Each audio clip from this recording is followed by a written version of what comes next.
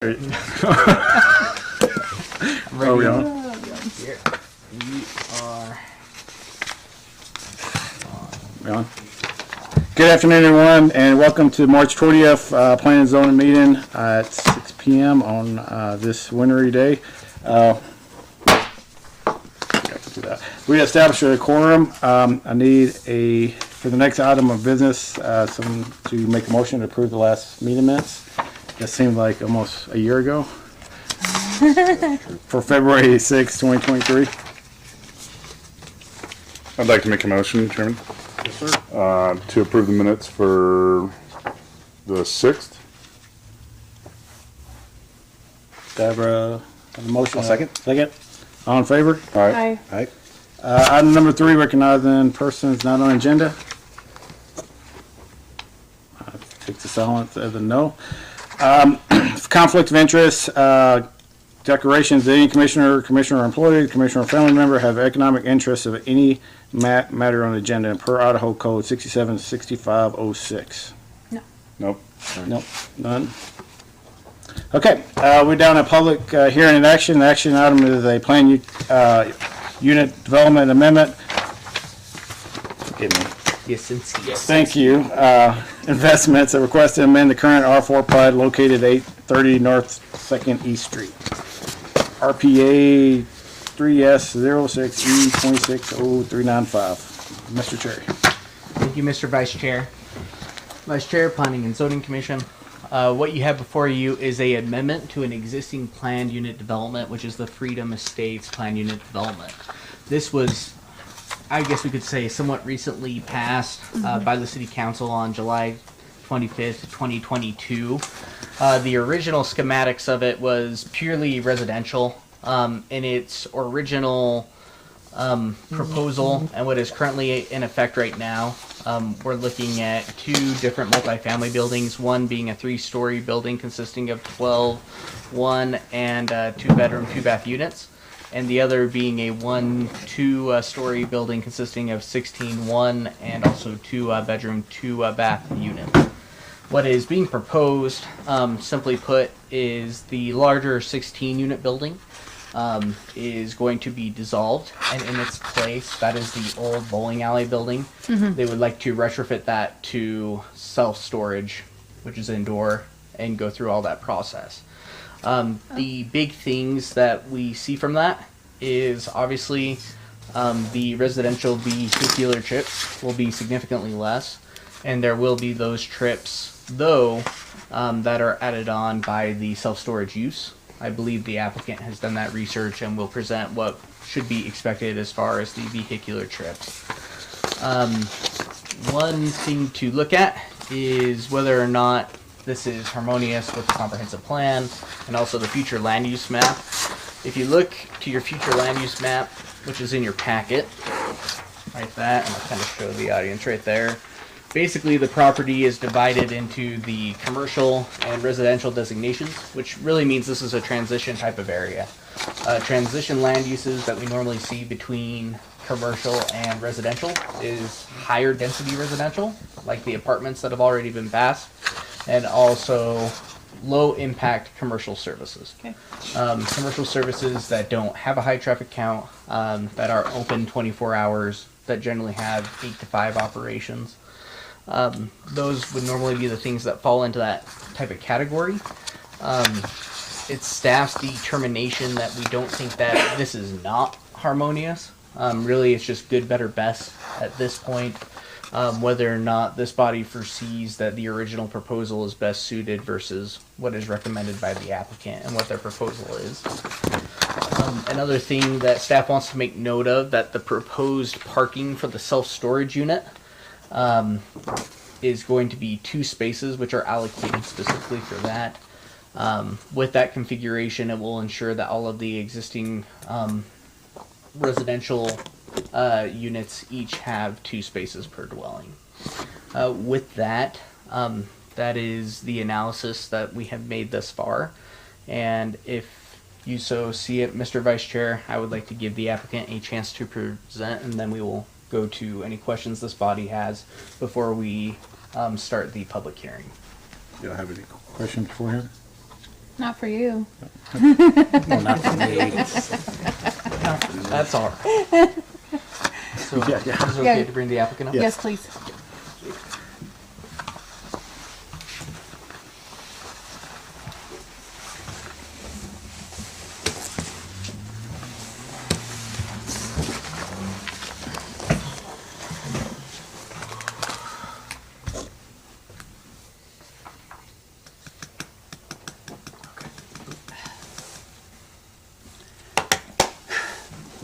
All right. Well, it is wonderful to see everybody again. It's been a little while, a few months, and so we appreciate the opportunity to present to you this proposal for an amendment to the PUD. And you have all witnessed, I would say, and experienced the presentation that we gave. And so, quite frankly, really the biggest changes in just points of discussion are those that have, Mr. Cherry has already mentioned. I would like to, I guess, Colton, if I could put you on the spot, kind of definitely. explain Yep. to our commissioners what you've seen in terms, or what's the reasoning behind the desire for the amendment. Yep. Yeah. So, as you guys know, especially Christina being in real estate yourself, the change in interest rates since we were approved, I think it says July. I mean, debt has doubled right now, especially construction debt. It's variable. So yeah, that has not favored us at all. And then the raise in city fees as well, taking that into account, has been tough to make sense. So yeah, with all that being said, and cost of materials were going up, they're coming down a little bit, so that's helped a little bit. But yeah, just the uncertainty in the economy right now, where everything's going, it's been really hard to make it make sense from a community investment standpoint. So that's been really tough doing that 24 units. So anyway, so we figured we can utilize the existing building right now, and again, that also addresses the concern of the traffic from a few people last time. So yeah, with that being said, I think that's where we're at. So we want to make something happen still. I think the city probably does with that building right there. So our goal is to make something happen. It's just got to work numbers wise for us as investors. So, yep. Great, thanks, Colton. Yep. And taking the existing building and then adapting it, we think is a good use of the resources that are already, or that were already spent. Yep. In terms of the building and building the building. And so it's in pretty good shape, I would say. Yep. It's in great shape. Yeah. So we'd love to utilize it, and yeah. So. And so we'll take a look. Well, I'll focus on this particular letter. I believe you all saw this email from ITD in terms of traffic generation. So the change in proposed use from the PUD, the R4 PUD, is a low-intensity commercial application, which would be self-storage. This is not storage where people can pull vehicles into the building or into a covered storage. They would have to get out of the building and move things into the building. And so those tend to have a much lessened, I believe, so last I looked, it was 0.39 trips per hour. And so ITD gave us feedback on a much more intensive use, which would be the residential, where we were asking for, and in this case, we were actually asking for 32 units. We were approved for 24 units. And at 32 units, the response was, well, you know, you're not on a state highway and the development's too small to merit additional research or studies. Okay, so then we'll take a look at the existing conditions as they stand currently, so right now. And we'll take a look, well, easy to see the existing building. So I do like to have a satellite image below a survey, the actual survey. And a little bit amusing that they never quite line up because the satellites are not straight overhead. So that's why, if it doesn't line up, that's the reason why. The proposed access would be all public streets, which would be East 8th North Street, and then North 2nd Street. And so that gains access to an existing parking lot. And then as this property develops, well, I'll go into that in just a second. But these are the existing conditions. So this is on East 8th North Street, looking onto 2nd. This is what it looked like not too long ago. This was last summer, and you can see that it's essentially the entirety is paved, which is not good for stormwater. And so that's what it looks like when there's snow and a little bit of melt, and that's what it looks like when it starts to melt entirely. So we are proposing to remedy any stormwater that falls on the site. And so we cannot remedy other places because there is an inlet right here, but that leads to a seepage bed, but I believe it's probably plugged, and that's why this is backing up. This shows some other existing conditions. Okay, and this was what was approved for the R4 PUD. And this is the change that we are proposing. So the parcel, which currently is one large parcel, would be split into two, and we did get a preliminary plat for that as part of the original PUD. We are maintaining that, and the existing building sits onto this parcel. And then this will help provide better financing and I don't want to say collateral, it's the term I'm looking for, just better terms for financing. Yep. In order to fund the development of a 12-plex apartment building. Yeah, the goal would be to get that self-storage rolling, and then hopefully be able to pull out the equity that we have in that to fund the construction loan on the 12-plex, essentially. So. Yep. And you'll see the improvements that we've already agreed to as part of the original PUD. There would be roadway improvements, right-of-way improvements, sidewalk, curb and gutter. There would be half-street improvements as well, so the pavement would be improved. And there is an existing easement, access easement to Dusty Rose right there in, and they've been wonderful. And I can't say enough good things, positive things about them. And we would have a circular vehicular traffic, or excuse me, a circuit that would gain access to the public right-of-way. So we would not be entering any private drives or roadways. And as Brock mentioned, we have sufficient parking both for the residential and for the proposed commercial storage unit, and as well as additional amenities for the residential on site, which would be pavilion and playground and park area. And these are the units. I think you've seen those already. And so this was, well, I'm an architect, so I like the dramatic. This would be at sunset in the late summer, what we could expect, what we're trying to achieve.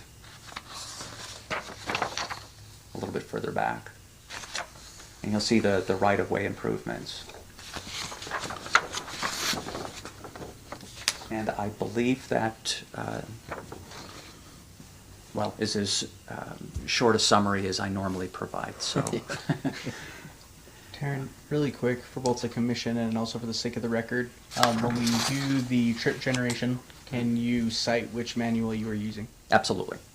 So there's the, I think it's the American Automobile Association, and there is the ITD, Idaho Transportation Department. They cite the same chart, so I can provide that.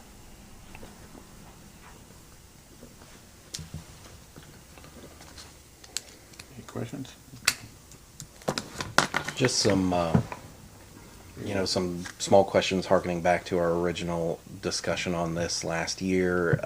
At that point, the 3-story building you're going to take below grade.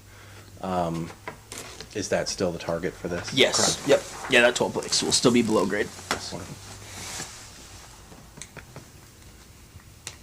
If none, excuse you, and let the public open up for public comment. Then if, when the public comes up, just sign in on the paper there, then address us as a committee, then we will address them back on your questions that you have for us, or for the developer. So if anyone would like to come up, please do, and just sign in if you would, and state your name.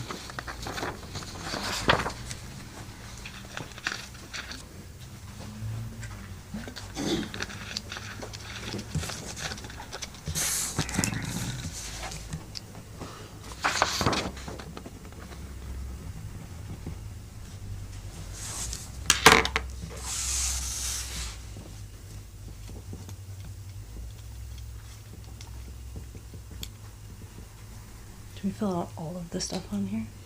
Just name and address. Okay. That's the most important.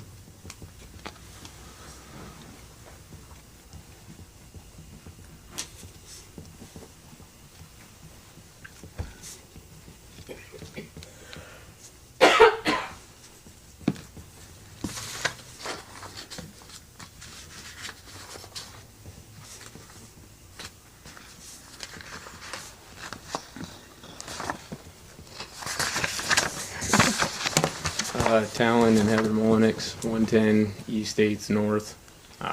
My only concern would be retaining access to my shop. That is access through their parking lot.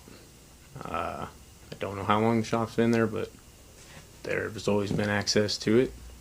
I didn't realize when we bought our house that we didn't have deeded access to that place. So here we are. Besides that, it would be nice to see some improvements back there. It's kind of turning into the shady alley that nobody cares to look at anymore. So, Jack, would you mind, could we bring up on the map where his shop's at? I was just gonna ask that. Yeah. I was just gonna ask that. I'll also add that these guys have been great as far as responding to campers and people trying to kind of camp out back there and make it a little homestead, and we don't really care to see that, so they've been awesome at taking our phone calls and kind of taking care of all of that back there, so we're really appreciative of that.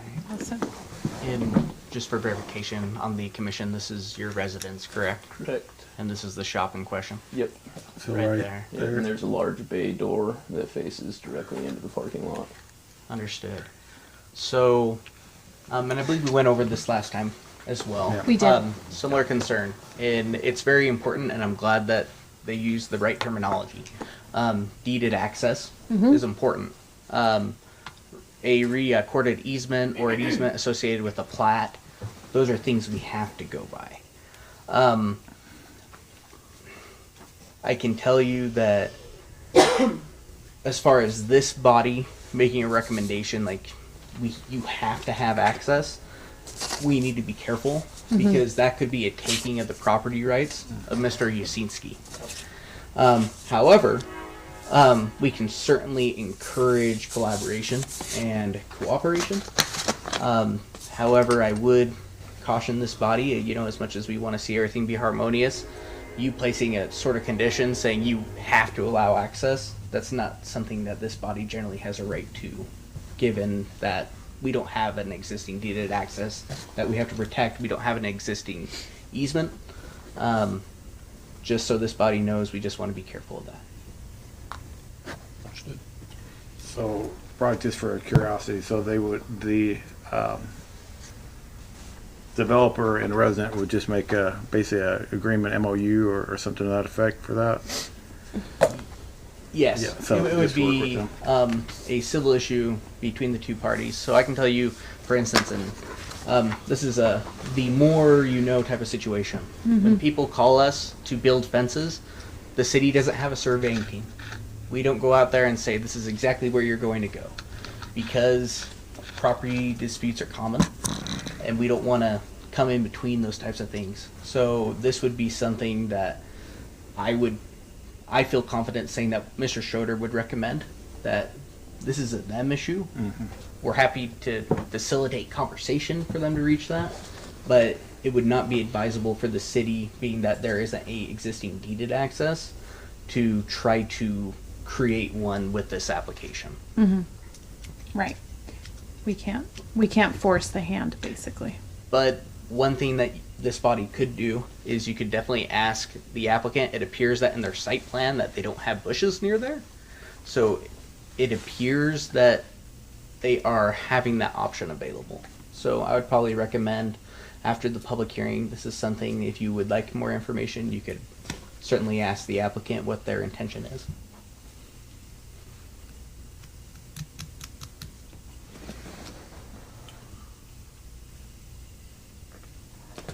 You guys have anything? That's it. That was it for us. Thanks, guys. Thank you. Thank you.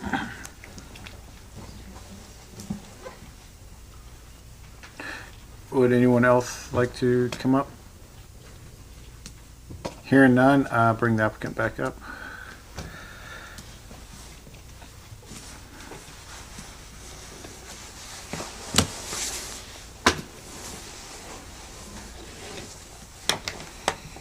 Commission, do you have? Yeah, I actually have a couple, if I can. Can you point out where you have your 2 allotted parking spaces for the storage unit? I might be missing it. You are not. So if we provide numbers. Okay, We don't have any assigned, as that's not a required. sure. Also, just a question. I'm Yep. sort of curious how close to the door, or how close to this opposite side of his shop, or even parking spaces. I'm just curious. I thought the question may came up, or may have come up. So again, Colton, not to put you on the spot. Let's do it, yeah. I would advise against assigning, but you can certainly, as part of the agreement with the residences, it could be built into the residential agreement that 2 of the spaces at that time be reserved for that commercial Yep. use. Yep, exactly, yep. Was that the idea? Yes, that was the idea. Yep. Okay. So yeah, we're happy to work with you guys on whatever you guys want, and yeah, residents might have that same question. So Awesome. So, great question. That actually answered 2 of them, so that's good.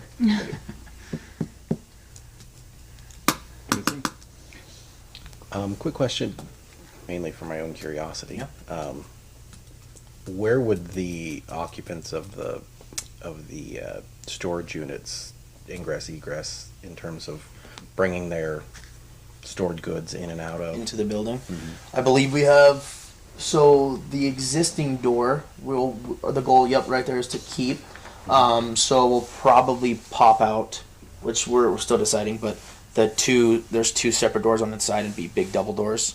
So yes, but same entrance there, and then in that back where Taryn, yep, has that little thing there as well. So yeah, and again, that's all contingent on just how the design comes out, but that's the thought. So yeah.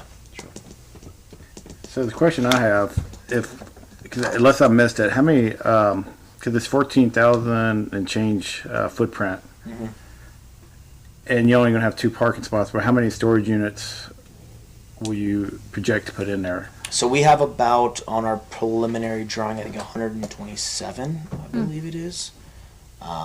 Maybe a little less than that. So is 2 parking spots really feasible for, because I'm just thinking, when I use my storage unit, it's coming and going quite a bit. So is that, I don't know if there's any code for that or for the commercial. So as far as parking spots for storage, typically we do have some configuration. I can tell you that it would probably certainly be more than 2. However, I think it's important to take into consideration what is the dimensions of the storage area that you are going to have indoor. Do you guys have an idea? So it's kind of all up in the air right now. Probably 5x5s, so 5x10s, 10x10s. It'll be an assortment. So, yep. So, without us knowing that and having a site plan to base off of, this is storage area, because when we take into consideration the parking, like we don't take the hallways into consideration necessarily. It's difficult. Again, I can probably say safe. It's going to be more than two. But is it going to be like 10, 15 spots? Probably not. The other thing to take into consideration is that parking issues here will be Mr. Yasinski's issue, not the city's issue. However, what we need to look for is potential impacts if there is a buildup. How could that potentially affect public right-of-way and surrounding properties? Which is why maybe exploring that a bit more isn't a bad idea. Or maybe potentially thinking, maybe having some designated spots is something we could look at. And I think there's ways to get creative with it. We have a walking area right here. I don't know, maybe we can pave all right there and have it as a potential unloading and loading space. To try to create some opportunities to help mitigate conflict within Mr. Yasinski's property. I can tell you that, let's say that this is the most popular storage place in town, and it's a good thing because he's making a lot of money, but it becomes an issue. We could interject ourselves and say that you're running out into public right-of-way, that you're causing public nuisance. I can tell you that wouldn't be my favorite thing. Perhaps if this body foresees any recommendations or suggestions that we could implement now, that now would be a better time. And that's my hesitation, Brock, because with only 2 units, and and it looks, just from the map, it looks pretty tight. So if I have a U-Haul 26-foot truck and I'm trying to unload my goods or whatever, it's going to block someone in. You're going to create an event there. Well, it's not the city's problem, but it will back up on second. It looks like it would. With 100, you said 148 units that you would. No, and again, we are still up in the air on that. Probably 120. It looks like it's probably going to have to be a little less. So call it somewhere around 100 is the thought. In my thoughts, Brock, until we get a firm number on that out, personally, I have hesitation on the parking issue. That's. Mr. Vice Chair? Yep. Just some questions and suggestions.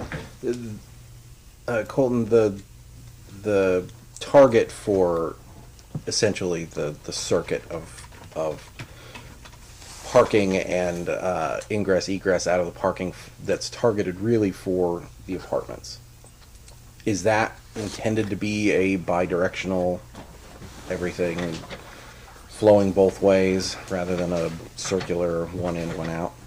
Yes.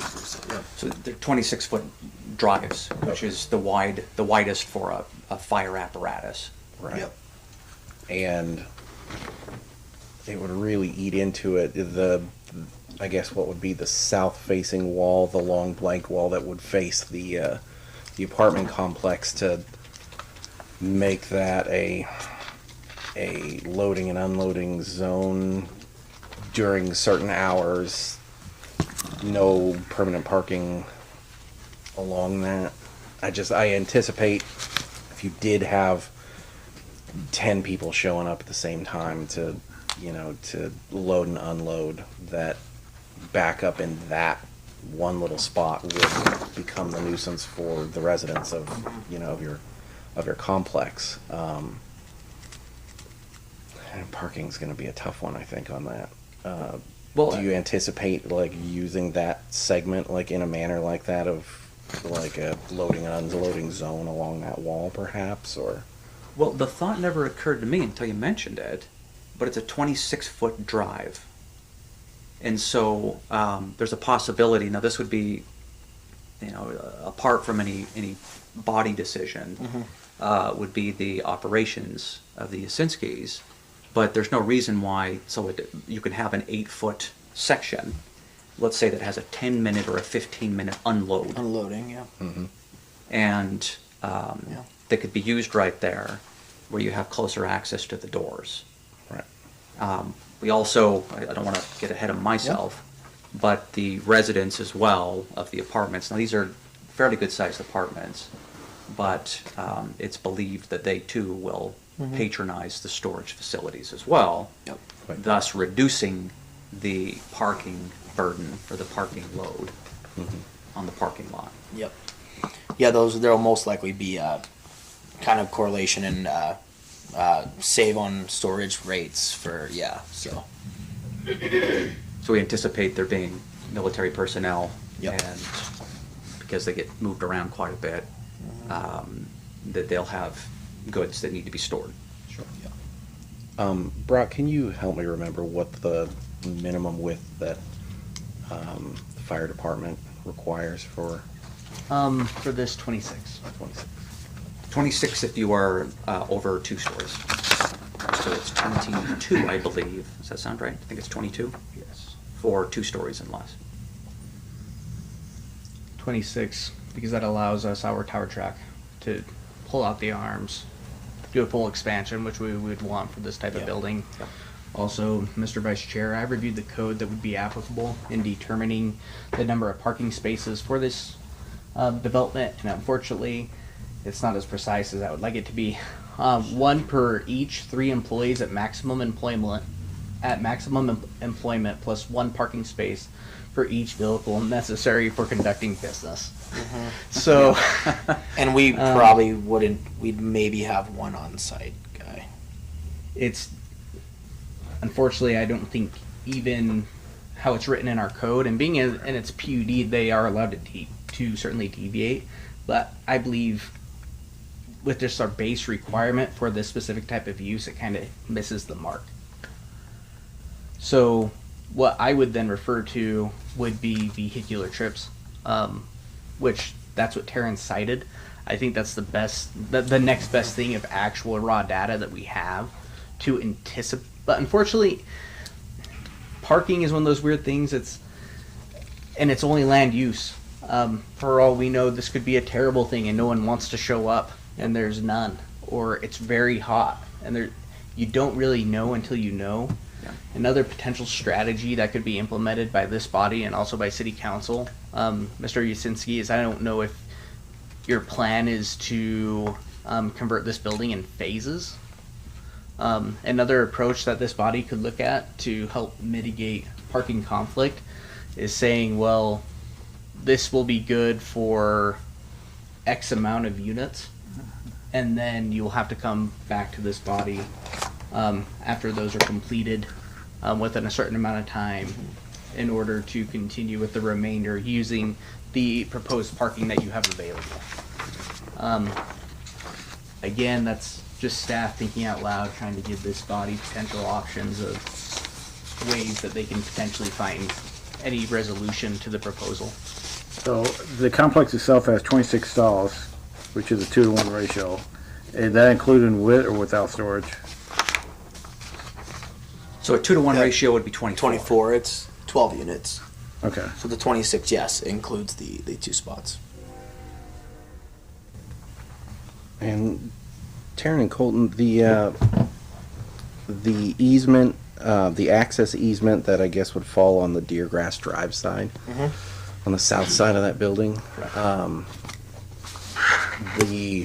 guess you would say the driveway is also serving the second function as a dedicated easement, right? Like you can't eat into that with any parking along that side. I understand, the That is Mullins's correct. concerns there. Yep. Yep, it's a deeded survey recorded with the county for the parcel. And the easement in the agreement is with Dusty Rose Inn. But as the Mullinixes have said, we've had, oh heavens, quite a few conversations. And they've been very pleasant and agreeable in their concern. I mean, I won't speak for for the Yasinskis, but there is a reason why we included the access to their building. In what form that takes, we haven't decided quite yet. So this driveway, I think, is a little too far south. It may have to be actually right there. Which is certainly appreciated.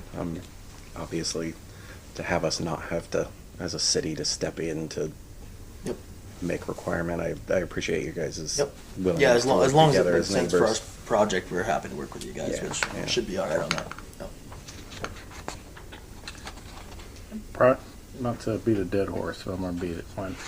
Is there any benchmark industry standards for storage units?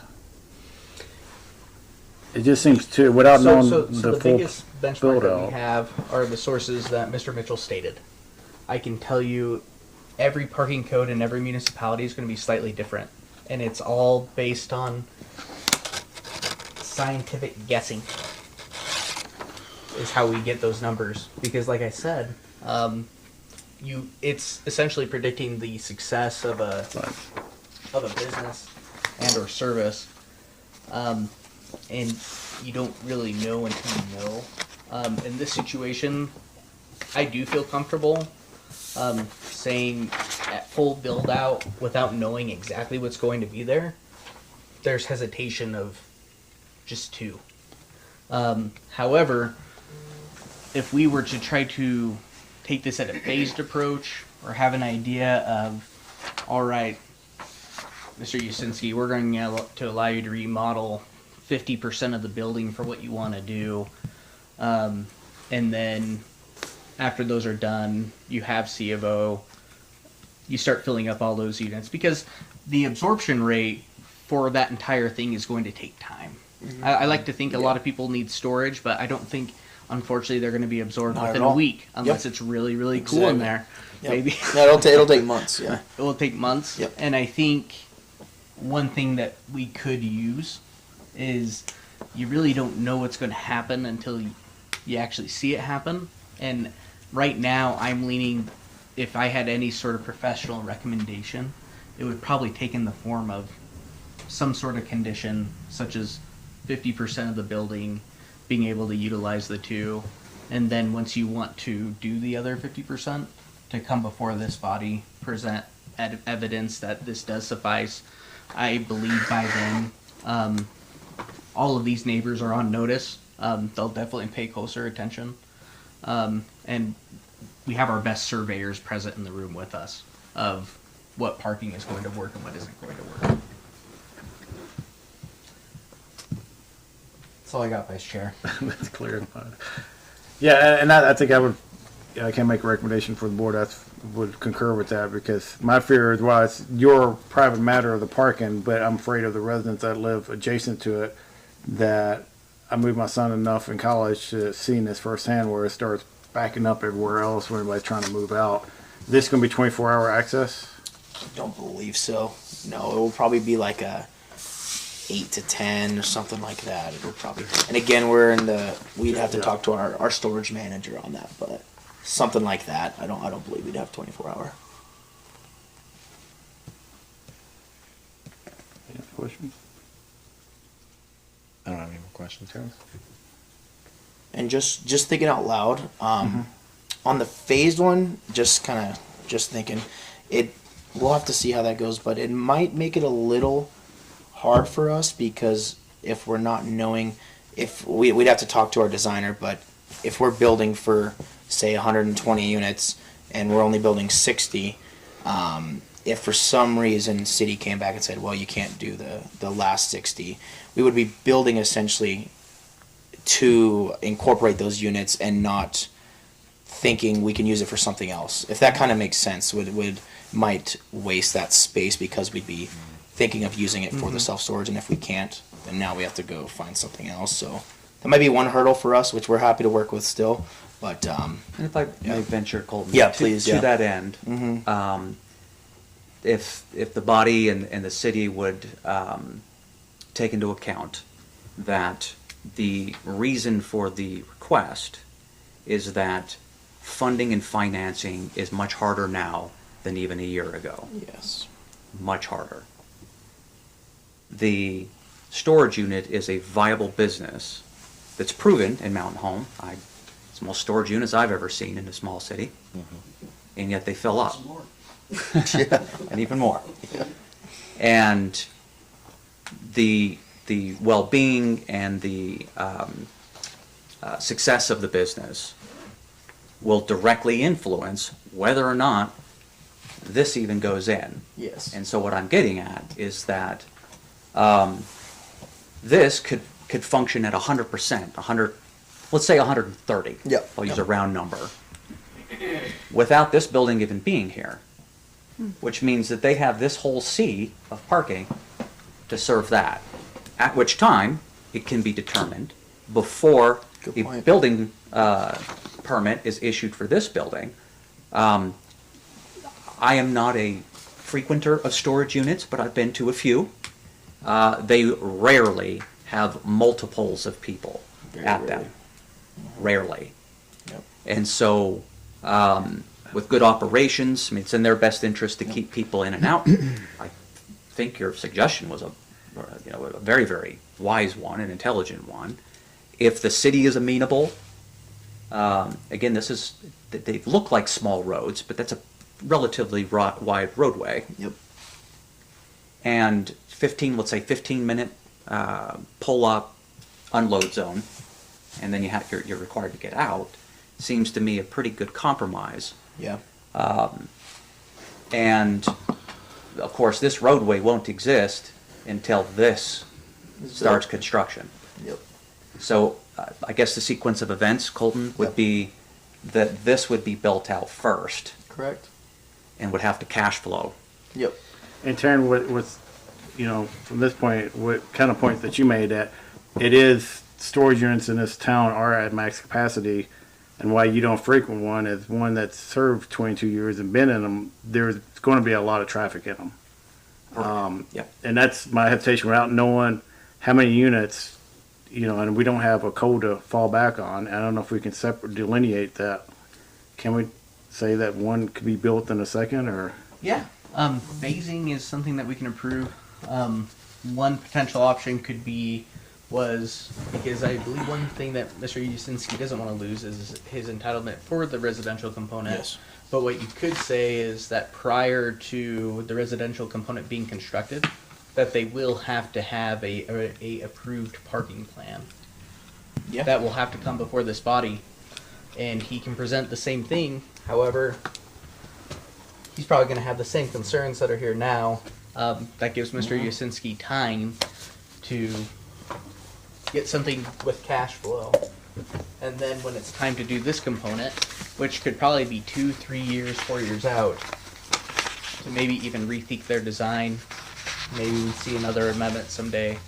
But it would allow Mr. Usinski to retain the residential entitlement that he wants to retain, with the contingent that he cannot begin construction until there is an approved parking plan by this body and or city council. The PUD is amazing. We can write in a condition such as that, while allowing him to do the immediate improvements he needs to do. Yeah. He would have to come back, because if it's not done within a year, they would have to do So extension. those are preliminary plats. Preliminary plats have a year timeline on it. With a planned unit development, we can put any sort of timeline. Okay. With this one, given that no one knows anything anymore, it could be a month. I would sequence it on events, not on a calendar timeline. Agreed. I would say that the residential component that is going to be retained, that he is unable to pull building permits until he has a approved parking plan by the Planning and Zoning Commission and or City Council. Yep. No, great idea. Yeah. What are the chances that you would actually entertain turning that into a residential in the future? The 12-plex, or you're saying the self-storage? The self-storage? So probably very rare. It's Okay. because if we're gonna spend the money to convert that into self-storage, something would have to go completely wrong Gotcha. for that to happen. So Would you, I guess I'm just trying to look into the future. I have a couple of ideas. Would you entertain something like putting a second story on that and having, have you ever seen those self-storage? yeah, the two-story ones. Yeah, have you ever seen those? So, like, what would the chances of something like that, like a truly indoor type of facility? What are the chances of that? We would look at it. Yeah, depending. Yeah, I don't know what that would fix. Are you saying to help maybe the parking problem or the? I more or less I'm just trying to think like the surrounding area. We've got something of a mix there. We've got the C4. Is it C4? Yeah, and then we've got the R4 around there as well. So I'm just trying to think of the mix and what that would look like. Thanks. Yeah. I thought it was C4. It is C4 and C3. C3. I'm just more or less trying to look ahead and see what that future is going to look like. That sort of thing. If we would do more units, or you're saying something? Yeah. Yeah. Yeah, we'd look at it. It'd probably be a little costly. We probably wouldn't do that. But if for some reason that's something the city wanted to see, we're Very happy to costly. Yeah, very costly to go up, especially with like Brock kind of said. We just don't know how it's gonna work. It could be hot and it could not. It might only get 40% full. We just don't know. Gotcha. So yeah, I doubt it. yeah. I think it'll do well. Storage is slim around here. Yeah, exactly, and it'll all be climate controlled. So Okay. And it will be climate controlled, you said. yep, yes. Okay. So And then as far as I'm gonna beat a dead horse again. yeah. So just to clarify in my mind, those 24 parking spaces are for the PUD that we have already that city council has already approved. So those 24 parking spaces are going to be just surrounding the residential portion of this. Is that correct? Yes, but the other two are as well. Correct, Taryn. So, Correct, yeah, that's 26. So if you count them, I mean, hard to see, but yes, there's 26 total around. So, and that's where we talked about. We're happy to identify if we need to. These two are for storage or Okay. to the residents, per unit. So, Okay. yeah, it kind of would be on the management side probably. And yeah, that's what I was gonna Yeah. say. So would they be tied together to each other? So like, let's say if I have someone moving into the apartment, would they automatically, maybe not automatically, would they have the option to then rent a storage in that storage facility? Is that gonna be? Yep. Yeah, we'll probably correlate that. So you'll Okay. get a deal on storage if you're. It'll probably be primarily military community. So. Right. Yeah. So then that storage is open to anybody, not just the residents of. Yes. Yep. Okay. Yeah. 100%. Yep. All right. And then you were talking about the parking. So were you wanting to see 24 additional parking spaces? I'm trying to understand. No, I was just trying to get my head wrapped around if you're going to have 140 units or 120. And while the trip counter says 0.9, I've been in storage units and you're going to have a backup, and it just seems too, and we don't have a code to go on it or any kind of reference. Two just does not seem sufficient without knowing exactly build up on it. Mr. Vice Chair. Given the sequence of events that the applicant is proposing, we are going to see how many parking spaces they need. Yeah. Needed. Yes.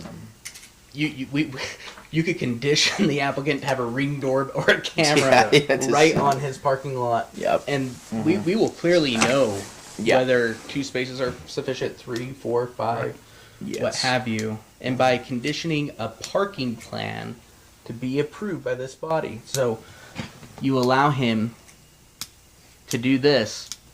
We already have that big existing parking lot. There's more than enough parking. Yep.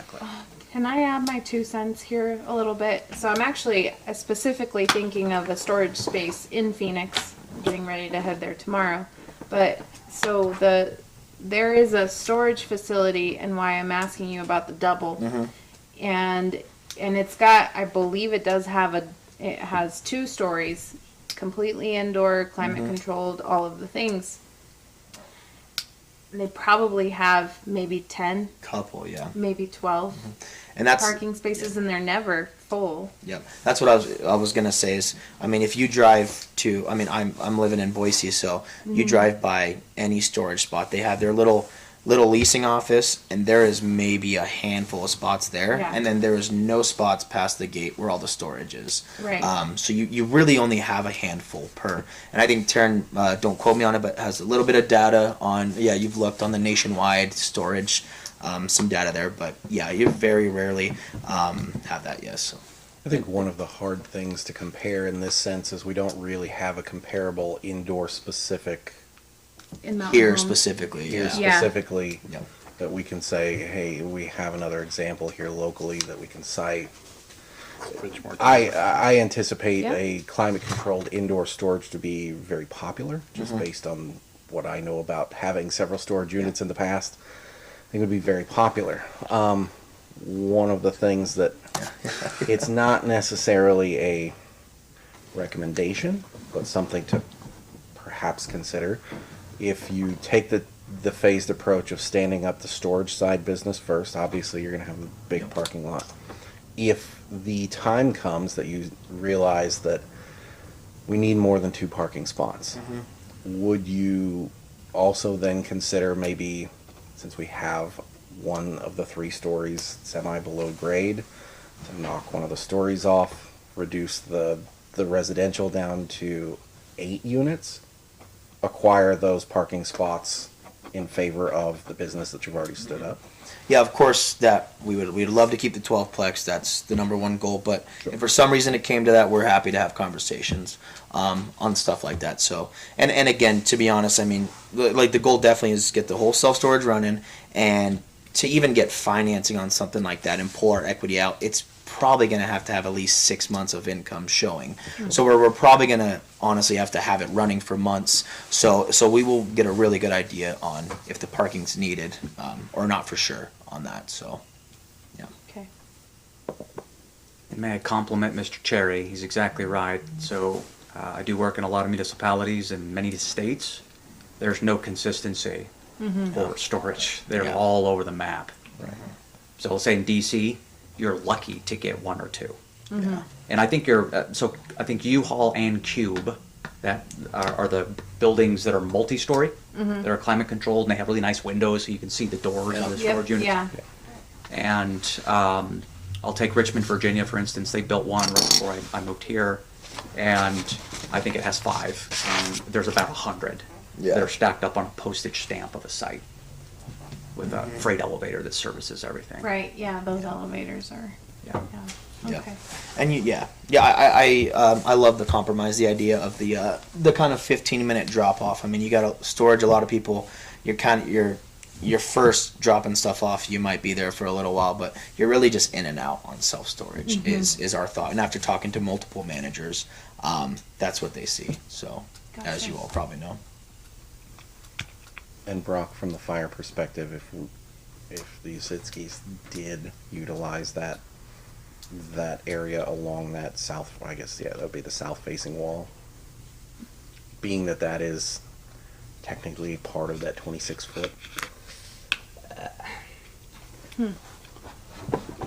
would fire be able to accommodate that? I would or- have to. It would need to be addressed by the fire marshal. However, I can tell you that we like spaces being open. You never know when something's going to happen, and Right. sometimes we'll do what we have to do and break a window and run a fire hose through it. And if it's there, it's there. Do But it. I can tell you, we would definitely prefer, having a nice red strip of curb.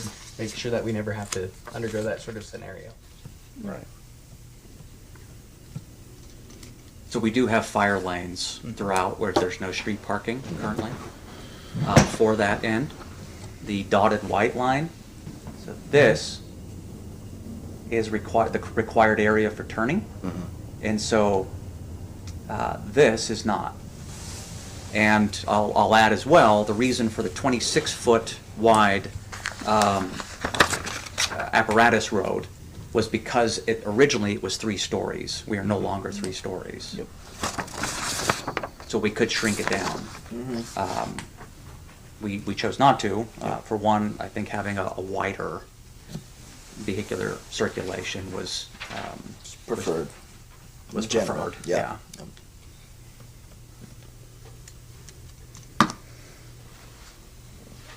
Travis, got any questions? Anything? No. Entertain a motion if you have no more questions. Sir? I think before I make this motion, I think my suggestion for entertaining the idea of the reduction in number of floors, not to kneecap your business, because being a small business owner, like I understand, like things are tough, right? Being that is the second phase of this, is that really like an amenable idea that if the storage unit requires more parking than two, that if we decide as the city entities, as you as the property owner and investor, that those parking spots are needed, would you be amenable to dropping the number from 12 to 8? Yep, we're open to it. Yep. Okay. So as long as it makes sense, I'm personally pretty confident that I don't think we will need that. I think we'll be good, but yes, we are open to it. And I would hope not, right? Yeah, Like, yep. I'd love to see you be able to maximize what abilities you have. Definitely open to it though, if it means it. Yeah. Because we would hate to have problems for our tenants as well, being the owners. I mean, that's just lash back on us and looks bad on us as owners as well. Sure. So yeah, we would definitely entertain that. Okay. Cool. Mr. Vice Chair, I would like to make a motion to approve the amendment to the Freedom Estates R4 PUD PZ-23-7 with the condition that as the phased approach of standing up the storage business comes to fruition, and if the parties that be recognize the need for more parking, that the reduction of housing units goes from 12 to 8 to gain those additional parking. Mr. Cherry. Mr. Vice Chair. We're on the right track, but we got to be able to enforce the condition. We don't know who the parties are that might be. Like I mentioned before, I really think that the best and the easiest thing to kind of skin it would be having an approved parking plan prior to them pulling a residential building permit. Because what that will do is if they realize that they have to have 15 spaces, And that does force the issue. they'll already be coming to you and saying, we can't have all the units we wanted exactly. if we In want to general. have this. I think that's the best. I think it takes the guesswork out of it. That's just my recommendation. As far as, because for all we know, he might just be in the self-storage business and need Yep. all the parking he has. Yep. Yeah, the self storage might work. Might want to end up doing some RV there or something. So, That being the case, I would like to amend my motion to approve the amended Freedom Estates R4 PUD application PZ-23-7 to a phased approach with residential pending a parking plan that reflects appropriate parking for both facilities. To be approved by planning and zoning To be approved by planning and zoning and city council. and city council. Sorry, without Mr. Schroeder here. That's a good Give us the official language, but we still keep going. I second that motion. Okay, call for the vote. Travis? All right. Aye. Aye. Well, motion passes. Next item of business is new business. There is none. Yes. thanks, Thank guys. you. Thank you. Motion to. Are we approving the code enforcement reports? No, we're still on new business. There's Oh, no sorry. no, you good. No new business. The next item is old business. There's none for, old business department head items, January 23, and February 23, and February and January building permit report. Are there any questions on this document? None on those. Travis? Rock, do you have any items requested? Staff doesn't have any items. The Planning and Zoning Commission was sent out an invite as part of the Master Transportation Plan. There's going to be a walk audit by some of our consultants. I understand that during that time, the majority of these commissioners probably have other obligations. However, we do have a limited number of seats of people who are able to participate in that. Our advisory board for the project, everyone's been invited.